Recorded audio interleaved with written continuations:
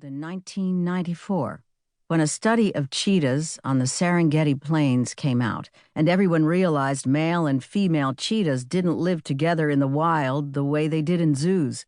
When zoos separated the female cheetahs from the males, they turned out to be easy to breed in captivity. Animal distress is even more mysterious. What is distress in an animal? Is it anger? Is it loneliness? Is it boredom? Is boredom a feeling? And how can you tell if an animal is lonely or bored? Although a lot of good work has been done on mental welfare for animals, it's hard for pet owners, farmers, ranchers, and zookeepers to use it because they don't have clear guidelines. Right now, when a zoo wants to improve welfare, what usually happens is that the staff tries everything they can think of that they have the money and the personnel to implement. Mostly, they focus on the animal's behavior and try to get it acting as naturally as possible. I believe that the best way to create good living conditions for any animal, whether it's a captive animal living in a zoo, a farm animal, or a pet, is to base animal welfare programs on the core emotion systems in the brain. My theory is that the environment animals live in should activate their positive emotions as much as possible, and not activate their negative emotions any more than necessary. If we get the animal's emotions right, we will have fewer problem behaviors. That might sound like a radical statement, but some of the research in neuroscience has been showing that emotions drive behavior, and my own 35 years of experience working with animals have shown me that this is true. Emotions come first. You have to go back to the brain to understand animal welfare. Of course, usually, though not always, the more freedom you give an animal to act naturally, the better, because normal behaviors evolved to satisfy the core emotions.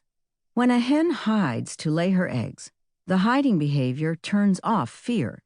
But if you can't give an animal the freedom to act naturally, then you should think about how to satisfy the emotion that motivates the behavior by giving the animal other things to do. Focus on the emotion, not the behavior.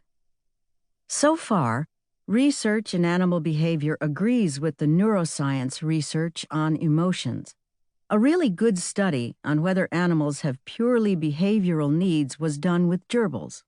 Gerbils love to dig and tunnel, and a lot of them develop a corner-digging stereotypy when they are around 30 days old. A stereotypy is an abnormal repetitive behavior, ARB for short, such as a lion or tiger pacing back and forth in its cage for hours on end. Pets and farm animals can develop stereotypies too. Stereotypies are defined as abnormal behaviors that are repetitive, invariant. Lions always pace the exact same path in their cages, and seemingly pointless. An adult gerbil spends up to 30% of its active time doing stereotypic digging in the corner of its cage. That would never happen in nature, and many researchers have hypothesized that the reason captive gerbils develop stereotypic digging is that they have a biological need to dig that they can't express inside a cage. On the other hand, in nature, gerbils don't dig just to be digging. They dig to create underground tunnels and nests. Once they've hollowed out their underground home, they stop digging. Maybe what the gerbil needs is the result of the digging, not the behavior itself.